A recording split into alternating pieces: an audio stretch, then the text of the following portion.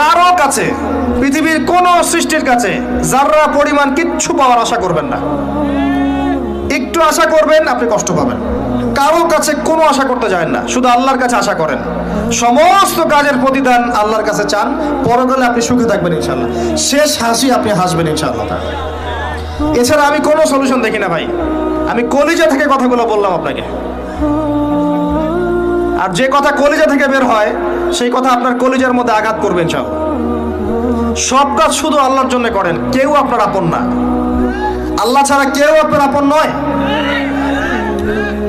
আপনি ভুল করবেন যদি আপনি অন্য কাউকে আপন মনে করেন। আপনার পলিটিক্যাল লিডার, আপনার প্রশাসনের স্যার, আপনার পরিবারের স্ত্রী, আপনার সন্তান, হাবি হাবি যা যা আছে, যদি মনে করেন আমার আপনজন, আপনি ভুল করবেন। সবাই সবার স্বার্থ চেনে, সবাই সবার স্বার্থ চেনে। শুধু আল্লাহ আপনাকে নিঃস্বার্থভাবে ভালোবাসেন, আল্লাহ পাক স্বার্থ চান না। সারাটা জীবন পাপ করে থাকলেও একটা বার দাঁড়িয়ে খালি বলেন আল্লাহ আস্তাগফিরুল্লাহ ওয়া আতুবু ইলাইহি। মন থেকে বলেন আল্লাহ আমি ভুল করেছি, আল্লাহ আমাকে মাফ করে দাও। এক মুহূর্তের মধ্যে আল্লাহ পাক আপনার